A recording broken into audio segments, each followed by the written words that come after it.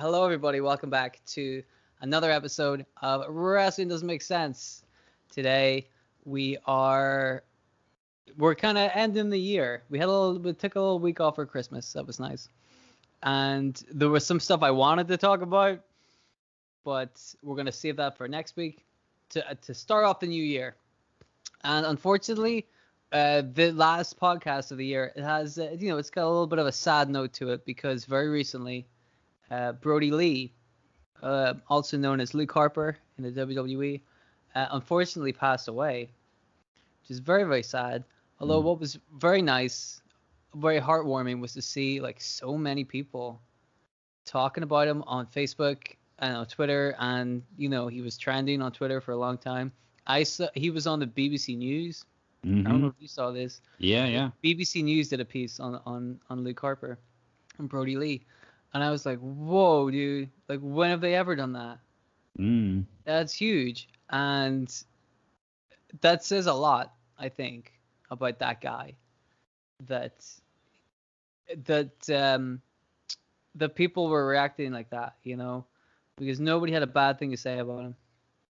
Yeah, that's always like been a sort of backhanded compliment, though. No one has a bad thing to say about someone. But, like, the thing with Brodie Lee is like everyone seems to have a good thing to say about him. Exactly. Of just how positive an influence he was, in the locker room and amongst his peers and stuff. Like, people genuinely cared about him and,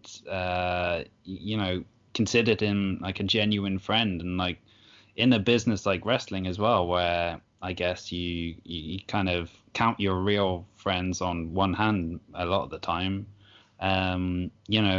It sounds like he was someone who a lot of people considered like a genuine friend, which, it makes it more tragic that he's passed away so young and so suddenly. But like, you kind of hope that he, realized that everyone felt that way about him. Like, hopefully he knew how much he was loved and appreciated while he was still here. I think he would, I think a guy who is just that kind of, sweet person who he seemed to be. Like, all of the stories about Brodie Lee were just very sweet. They weren't really like malicious. Although, sometimes you see like text messages from him where, he was being silly, Yeah. And that's nice. And you hear all these stories about him being a father, being a great father. And they're all like so heartwarming, and everybody could tell. The other people he worked with, his peers, they all knew, they could all see what kind of a father he was. And some of them, I think, have said that Brodie and the relationship he had with his kid inspired them to be, parents or better parents. Yeah. So like you can see, I feel like he would have known his influence, and I certainly hope he did, because he seems to have touched an awful lot of people. It's very, very sweet, And so yeah, we're just gonna talk about Brodie Lee on the show. He seemed like a good guy. He's got a good look to him. Yeah, I always thought that. He kind of stood out. I liked him. I always liked him in the Wyatt family. I know a lot of people didn't really care for the tag team of Harper and Rowan. I thought that as a tag team, they worked really well together. Like, they had a great look, and they both looked imposing, and they could both go. So I thought that would have went further than it did. That's what I would have done. I would have had those two guys together and like make them a big deal in the tag team division. I think that would have been really cool. Although most of Brodie's success has been as a singles guy. Well, I mean, that was the thing with his WWE career, was they kind of kept putting him back into the tag team with Rowan and not really giving him like a good, decent singles run. Like, he had that very, very brief Intercontinental Championship run where he was feuding with Dolph Ziggler in like 2014, 2015, something around that sort of time. I think he only ended up holding the title for about like a month or so. But yeah, I mean, like it seemed like WWE almost pigeonholed him a little bit, like because the Wyatt family was so successful and he was so good in that role as like the kind of creepy-eyed follower of Bray Wyatt.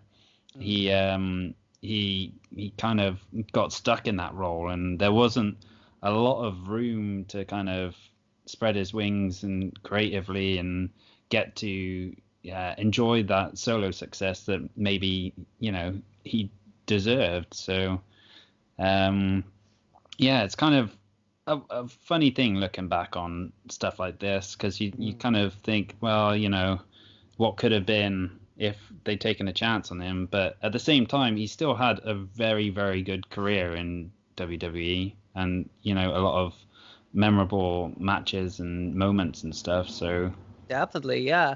I remember when they were clearly angling towards Bray Wyatt versus Randy Orton, not this year, but a few years ago, which I think culminated in that awful fucking match at WrestleMania. Oh yeah. And all of us should have seen that happen and just had a chilling thought for the future and hope that never happens again, or I hope that anything as bad as this. I hope it doesn't get any worse than this.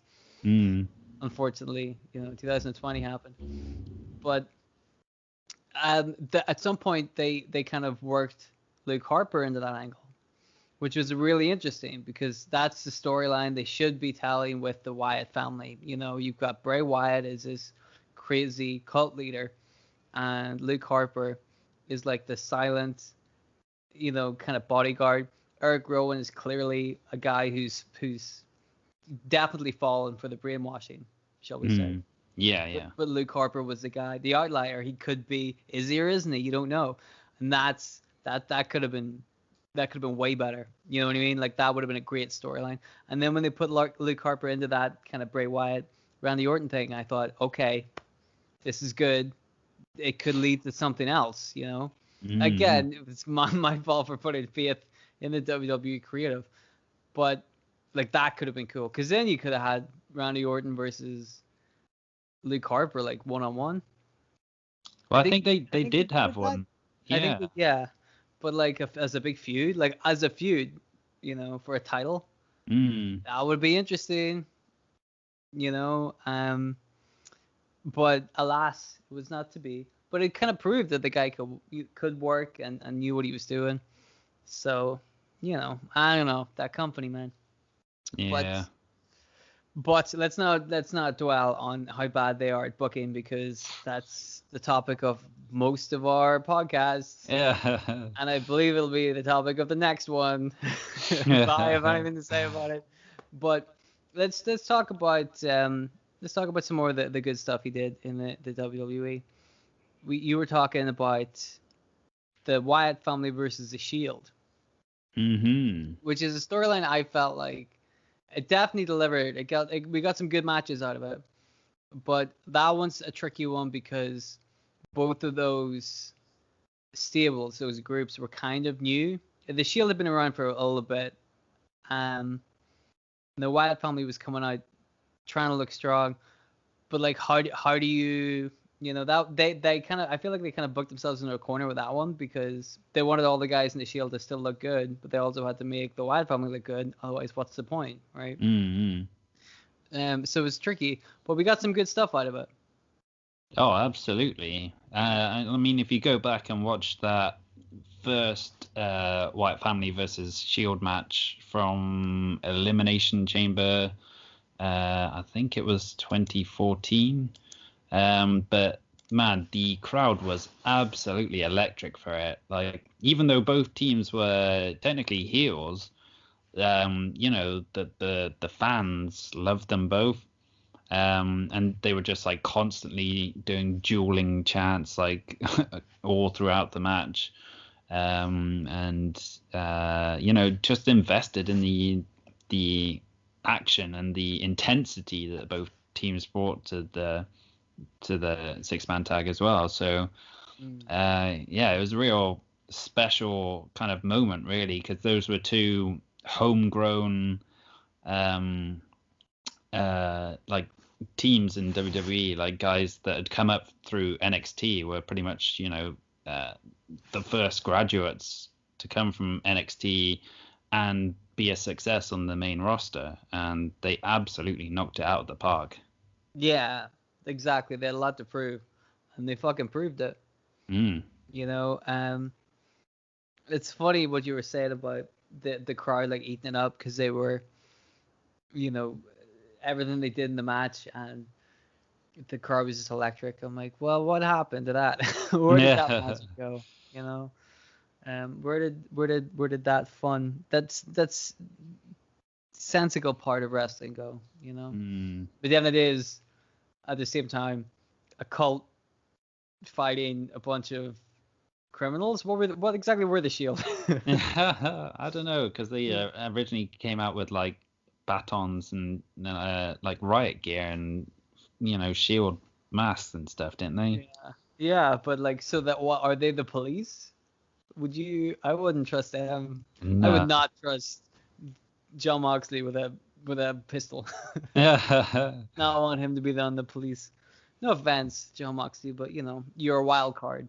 Let's put it that way. That was a good match, man. Do you remember what was the ladder match at WrestleMania that Luke Harper was in? I think it was the Intercontinental title match. Was that the Intercontinental title match that was it Zack Ryder ended up winning that? I think that was that one, yeah. That was fun. Yeah. It was a good match, I need to go back and watch a lot more of these on the network. Time kind of got away from me this week, but my plan is, and we hope you guys will do as well, is to kind of go back on the network or on YouTube or something like that and just go back and watch some of these old Luke Harper matches, these Brodie Lee matches, So I saw a couple. I did a little bit of research. I looked on YouTube because anybody who wants to go watch these matches, you can feel free. You're going to be all on YouTube.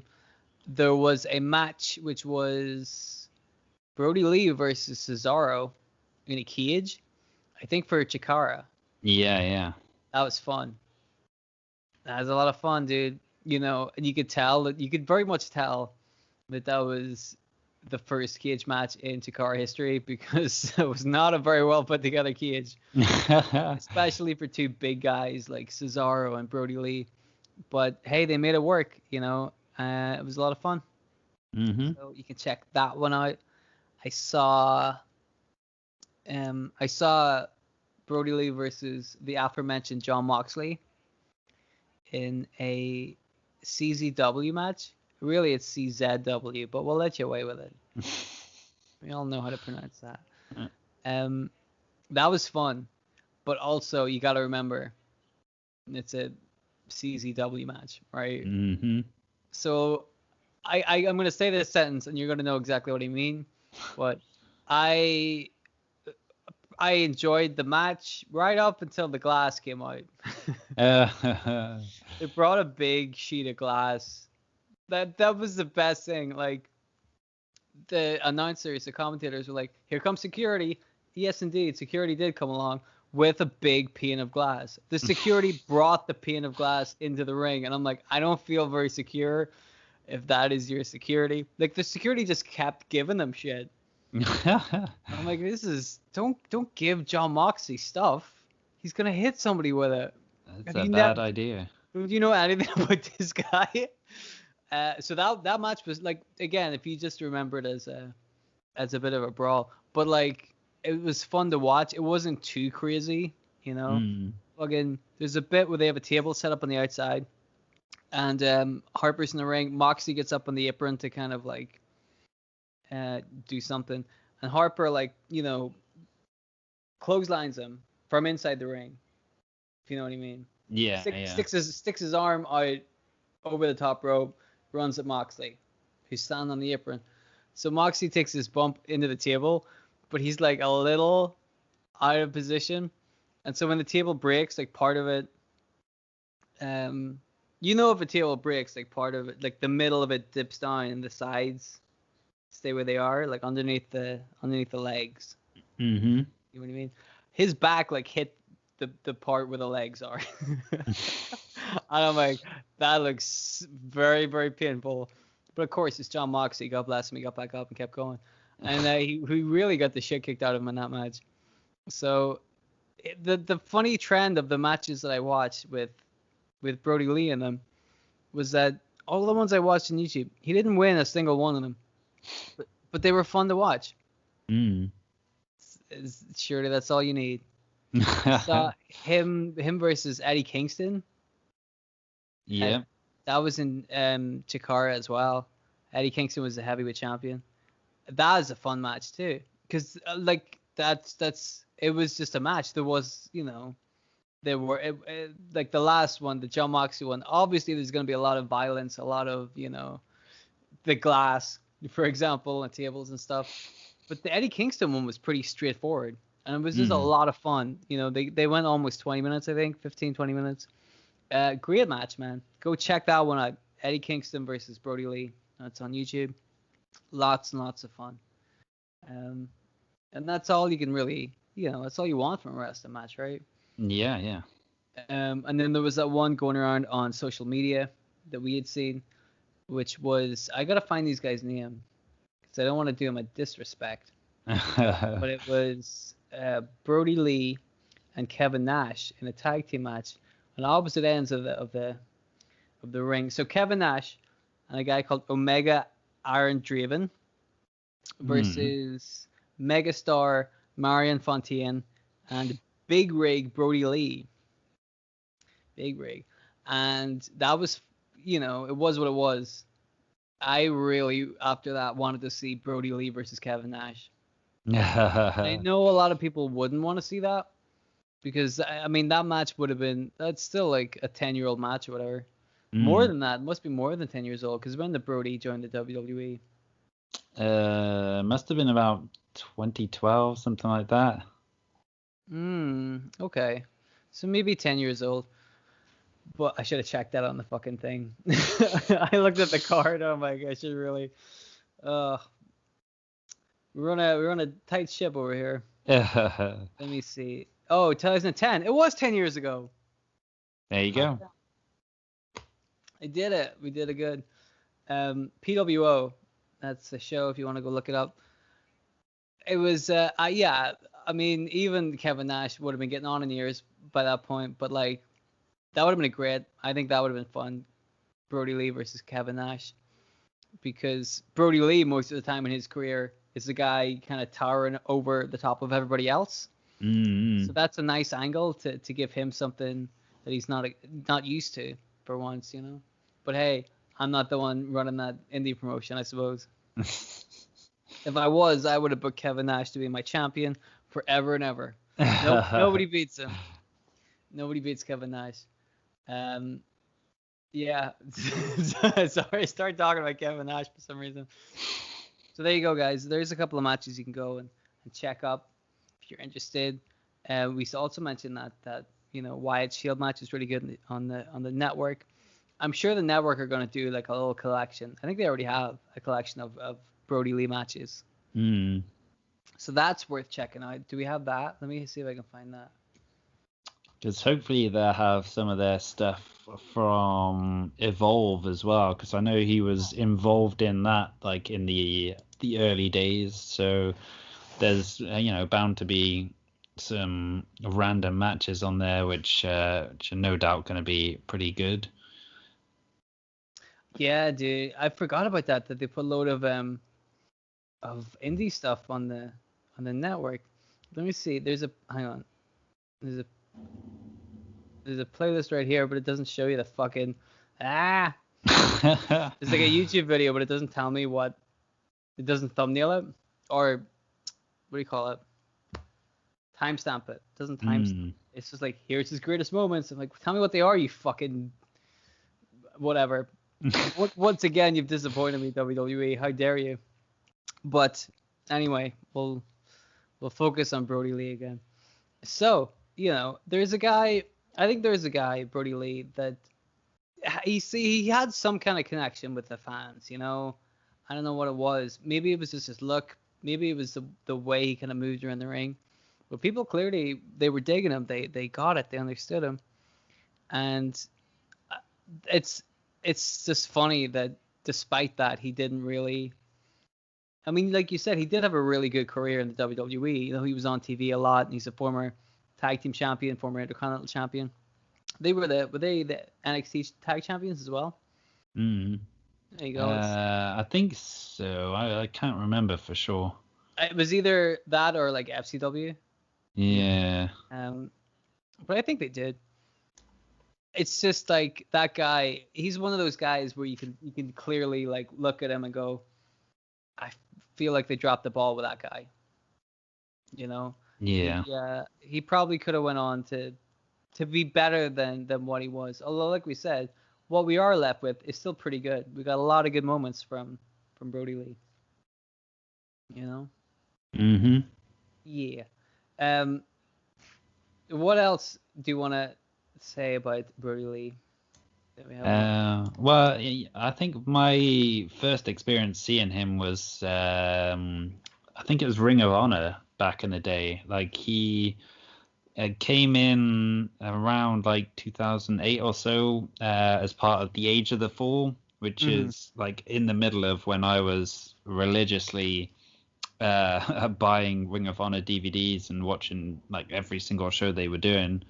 But yeah, he was like part of the group with Jimmy Jacobs, Tyler Black, who obviously went on to become Seth Rollins, and Delirious and all that kind of jazz. But yeah, I think he didn't do a whole lot in Ring of Honor, but like he stood out so much because he was so much bigger than everyone else. He had that unique look where, like you mentioned before, he was kind of known as Big Rig Brodie Lee.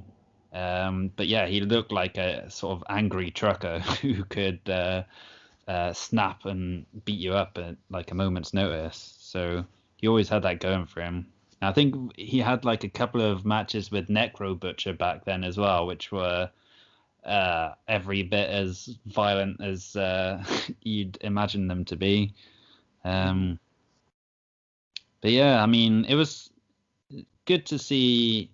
Like eventually, you know, he got his release from WWE after like just getting, I guess, frustrated with them not really using him the way he wanted to be used, or like at least utilizing his talents the way that I guess he wanted them to be utilized. Because, you know, we've heard stories over the last few days about him giving back to, you know, younger wrestlers and the next generation and stuff like that, like showing up to wrestling schools to you know, help train students with no expectation of, you know, getting paid for it or anything like that.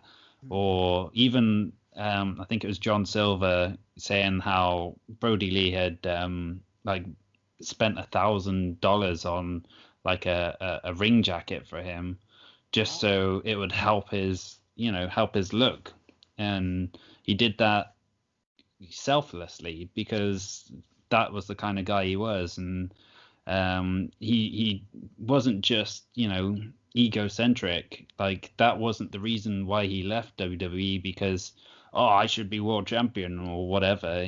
He left because he wanted to do more to help bring up those around him and give back to the business. And I mean, you know, we've talked a lot about how we've not really enjoyed a lot of the Dark Order stuff. But I'll tell you what, man, that match with Cody Rhodes where he squashed him in like 3 minutes to win the TNT title was probably my favorite moment of AEW all year.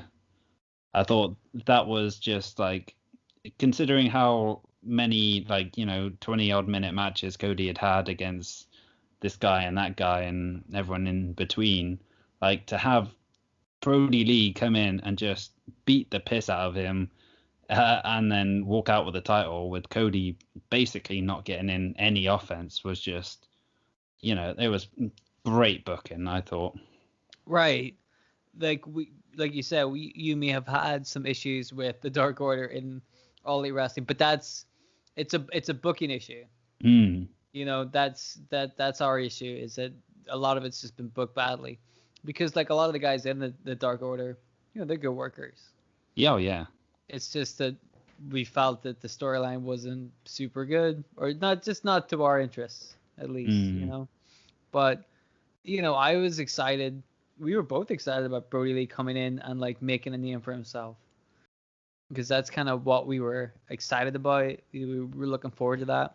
Mm-hmm. I haven't seen that Cody Brodie Lee match, but like you said, the fact that it was kind of like not a squash, but like it was he was very dominant in it, and you know, he beat this guy who had been on a tear the last couple of months, been unbeatable, and he did it in such a convincing fashion. I'm like, it's funny that you say that's the best thing that they've done all year on All Elite Wrestling, because that's how you build people.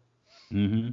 Because instantly Brodie Lee looked like fucking $1 million, because he did something that nobody else could do, and he did it quickly and efficiently. And that's how you book people.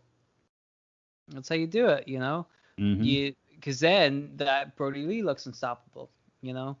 I guess the reason he lost the belt was that just because Cody came back. Well, I think it's hard to say. I think the plan was always for Cody to eventually drop the belt to Darby Allin, but he obviously took some time out to go and record that TV show that he's done, which I think is coming up in January in America. What's the name of that show? I think it's something about the Big Show. Or What? not. Yeah, well, it's got the Big Show in the title, but it's not about the Big Show. Okay. But yeah, like I thought that would have been a great angle, is if I understand the idea of Cody Rhodes losing it to Darby Allin, but I'm like, wouldn't it have been way better if Darby Allin had beaten Brodie Lee? Because that's exactly what we're talking about. You know, that is a big imposing dude who would look great compared to Darby Allin, who would look so much smaller than him. And you've got the story there. Cody couldn't beat Brodie Lee. Darby Allin as Cody's friend stepping up to try and avenge his friend. Like, that story could have been fucking super cool. I would have been all over that, you know. Yeah. But there you go. It is what it is. And it's a dang shame, really, you know. But what he was 41, was he? Yeah, 41. 41, dude. Like that, you could tell he had like he definitely had more to give to the wrestling business. You know, that guy could have went on another 5 years, 10 years, given the way some of these people are fucking going. Absolutely. And it's a dang shame, you know. It's a real shame. But like we said, there are gonna be so many people who still remember him, and they still recognize what he did, not just for the business, you know, but like as a person. Yeah. I think a lot of people really appreciate what he did just by being him, you know, and that's nice. We should have more people like Brodie Lee in the world. Absolutely. Wouldn't that be a wonderful, wonderful time, you know? So yeah, dude, this one was kind of hard for us to do, because I guess it took everybody by surprise. You know, nobody wanted to hear this news. It really sucked, but you know, all we can do is celebrate the big man, the big rig, if you will. You know, have a little drink for him. Give him a toast. Raise your glasses to good old Brodie Lee. And go check out some of his matches. You know, check out some of the ones we talked about on YouTube or on the network, because that's what I'm going to do. Whenever I find some time, I'm definitely going to watch that one. That Wyatt family versus the Shield one. I think that's going to be... Because sometimes you think about these old matches and you're like, you know, were they as good as I remember them? Then you watch them again and you're like, oh, yes, they were. That's stuff. But I also like to go back. Like, I'd like to go see if the Wyatt family were NXT champions, tag team champions, like that would be interesting to go back and watch. Yeah. Even like some of the other stuff they did. Do you remember when they were the Bludgeon Brothers?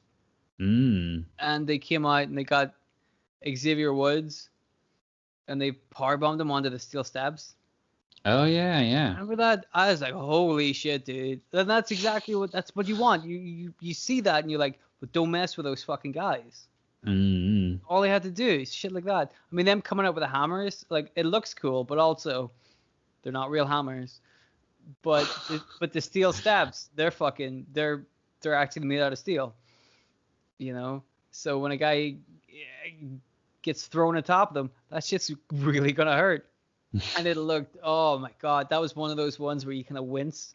You're like, oh shit, dude. That's impactful. That shit stays with you, you know. Absolutely, yeah.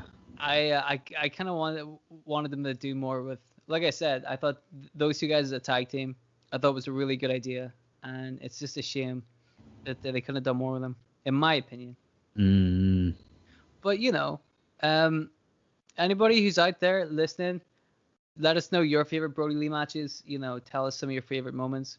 I've enjoyed a lot of the stuff we've been seeing on Twitter from him, and just like how heartwarming it is. Him photobombing like all the pictures. Yeah, it's hilarious. So many photobombs of just him turning up. They're so good. I don't know if you saw there's one posted, not a photobomb, but like an introduction to someone's fitness book that he wrote, where he basically just turns it into like a big slam on Tyler Breeze. He's just ripping the dick out of Tyler Breeze. Yeah. Whose book was that? Does Breeze have a book? No, I think it might have been Dolph Ziggler's brother. I'm not sure what his real name is, but I think that might be who it was. Nice. Yeah, dude, the guy had a good sense of humor. There's the picture keeps going around on my Twitter page from Kevin Owens of Brodie Lee posing with a moose. Not a real moose. It's like a moose in an airport that looks like that's dressed up like a Mountie. Yeah. And he's like, I had to go pose with it.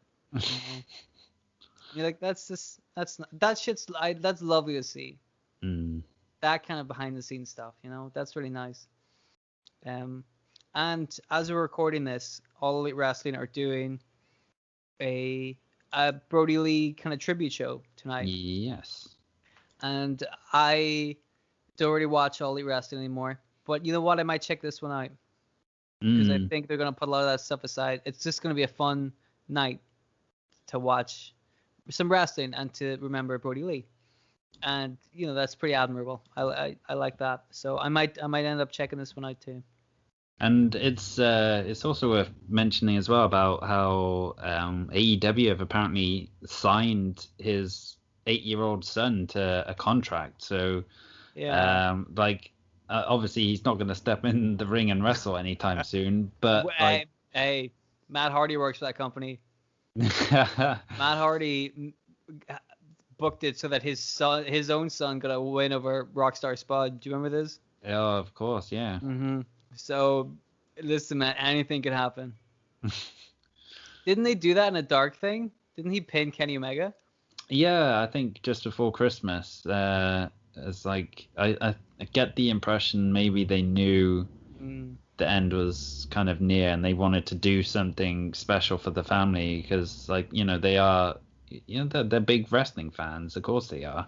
Yeah. You know, fans of their dad and everything. So that was a really nice thing for them to do, as it is with this whole giving the Brodie Jr. a contract. So essentially, you know, that's money being paid to the family and to help, you know, look after them in these, you know, tough times.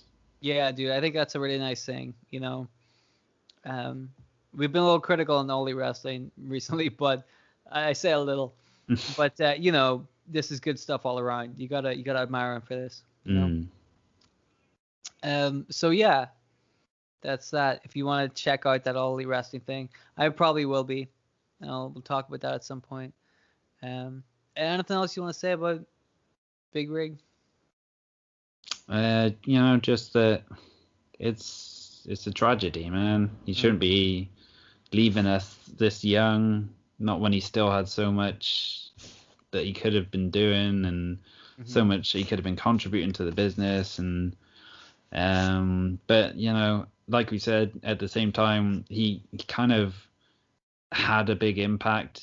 Just hearing all these stories and anecdotes and stuff from his fellow wrestlers and how much he meant to them, even though he's gone, he's going to be remembered forever. So, you kind of have to look for the positives, I guess. And the positives in this horrible situation is that he was a really good man, a good dad, a good husband, a good wrestler, and he's definitely going to be missed. I concur wholeheartedly. I guess it's the best way to put it. He's left a legacy behind, and a legacy that, due to social media and stuff like that, the way the internet is these days, it's a legacy that you can go back and check out, and you'll always remember him. Let's put it that way. It's a damn shame we lost Brodie Lee, but we've still got the good times. We've still got all the good stuff he did. We can go back and watch that and celebrate him. So that's what we're gonna do. We're gonna watch some more Brodie Lee matches. We're gonna keep this one short and sweet. Thank you very much for listening, guys. I hope Brodie Lee's family are doing okay. Hearts go out to you guys, and have a happy new year. We'll see you guys in 2021.